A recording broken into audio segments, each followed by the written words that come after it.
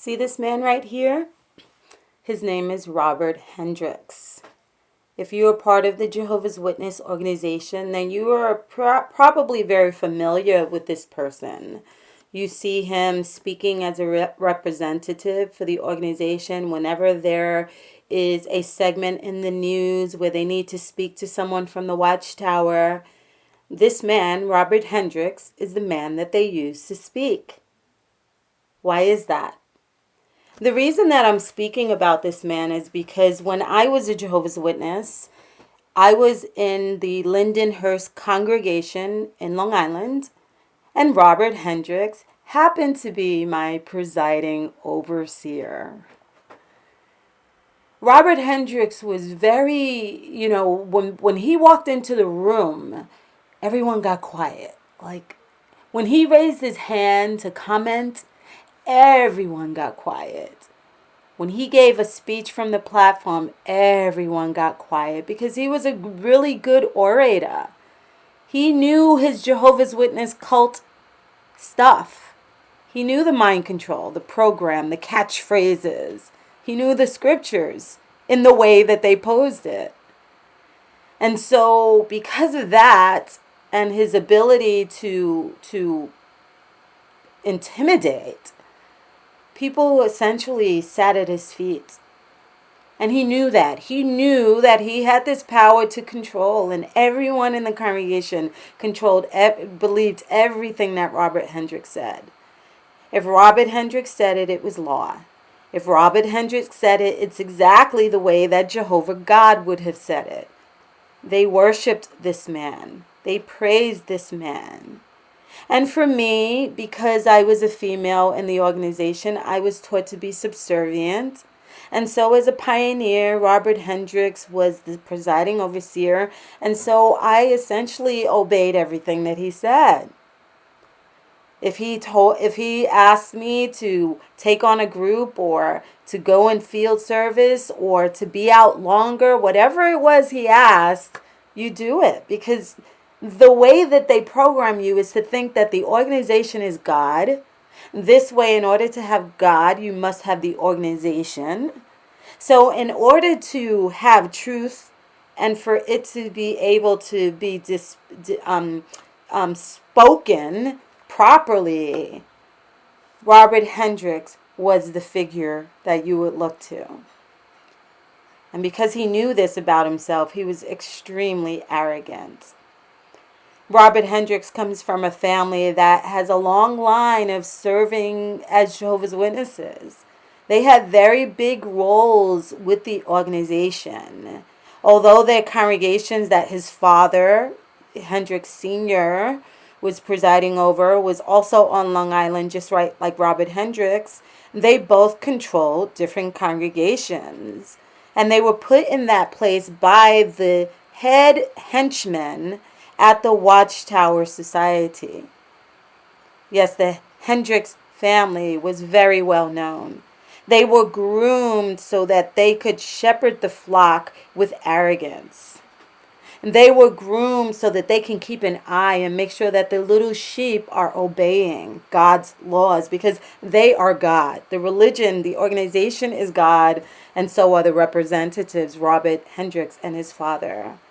When I met Robert Hendriks' mother and father, there was this arrogance about them. They just felt like they were it, that they were God. And that's because everyone bowed at their feet. Everyone looked up to them and praised them as though they were God, because that's the way they train you in the organization. And so I can imagine the enormous pressure that Robert Hendriks felt growing up to live up to his father's expectations and Jehovah's expectation, the guilt, because you could tell Robert Hendriks was a very sexual person. When you're in front of him, you know something is going on there. And so you can tell that he had to bridle a lot of his natural passions and desires because of his parents. You can tell that they had a lot of power within the organization because back in our day, when we were younger in the Jehovah's Witness organization, if you went to college, you were disfellowshipped. You were shunned. They look down upon you. But somehow, Robert Hendriks Jr. was able to go to college to have many degrees without a problem. Never excommunicated or disfellowshipped, as they called it. Why? Because he was being groomed to one day be a very big figure within the Watchtower organization. The reason that I left the organization was partly his fault. Actually, I am quite grateful to him for doing what he did. We were at a dinner one day, and there happened to be a mixed group of races, and Robert Hendriks' wife happens to be black, but she doesn't really like her blackness. And so because of that, was sitting at a dinner table with friends, and I was very passive. I obeyed. I was so the good female. I didn't cause trouble or fight or do any of those things. You didn't hear me speak when I wasn't told to speak. But at this dinner, Robert Hendriks was saying the most disparaging things about black and Hispanic people. It was so disturbing, so disgusting, because the religion teaches you that everyone is equal and everyone's brothers and sisters, and how God's kingdom exists in the organization, and all those nice little fantastical things. And so we're sitting there, and Robert Hendriks is speaking so disparagingly about black and Hispanic people, and his wife, who hates herself, hates her blackness, she was agreeing with him. And here was little Elvira, very docile and passive and just obeying the rules for so long, except at this moment, after so many years, and being so shocked by Robert Hendriks' arrogance to speak disparagingly about his wife's bloodline and other people, because he thought he was so much better. It shocked me. And the fire in me was so strong that I had to reply. And so I had to give him a bit of an education, and boy, did he hate that. He looked at me with fire in his eyes. In fact, everyone at the table got quiet because they did not expect Vera to dispute with evidence and proof and what Robert Hendriks was saying, because whatever Robert Hendriks said was law. He was so smart, so intelligent. God was speaking through this man. And here it is, little Elvira arrested his right to speak and shut his mouth so fast that he felt like he was slapped in the face, even though I said it so gently and so nicely. But he had set a fire in me. And after that, I started researching the organization online, and I found out so many disgusting things about this religion. I already knew many disgusting things about the religion because I grew up near Bethel. And so I knew about the homosexuality and the orgies and the governing body marrying younger women and them sleeping around. And it was just, let me tell you, Bethel was Plato's retreat. It was like the secret of secret. That was a place where people would just abandon everything that they speak from the stage, as far as fornication and having sex outside of marriage and homosexuality. They were doing all those things at Bethel. And I know I've heard so many stories by eyewitnesses, but I would put it to the side because I was like, no, this is Jehovah's organization. You know, maybe those are a few people, but it was a lot of people. And it was also the Watchtower.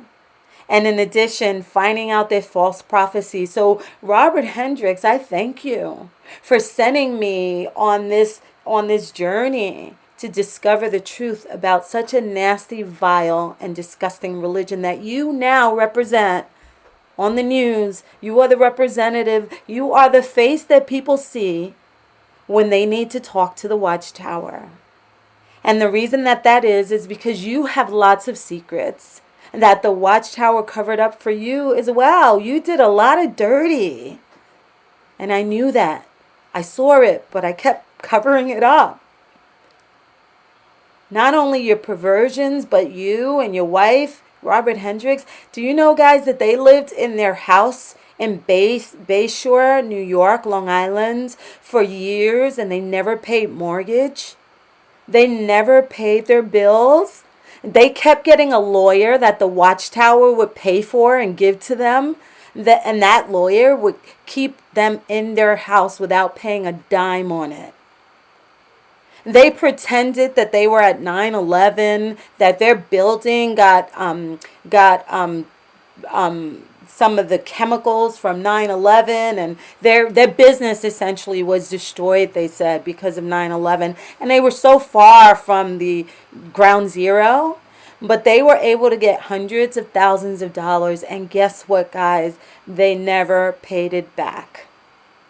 There were people suing his wife because of some bad, dirty dealings that she did, and the watchtower would step in and support them. And these are things that Robert Hendriks and his wife should have been disfellowshipped for, but because Robert Hendriks' family has secret dealings with the watchtower, because they are part of this elite class within the watchtower that hides their dirty. They are the face that smiles, but behind the backs of Jehovah's Witnesses, they are doing so much money deals and deceitful, sinister practices. They are the face of it, but they are the lie of it too. Robert Hendriks was in court. People were fighting him because he did so many evil things with money that was so illegal. And somehow the Jehovah's Witnesses came in and fixed it for them. They, in fact, would go to elders and tell them not to do anything in these regards because it is Robert Hendriks. They were covering up stuff for him. He's a dirty man, and so is his wife.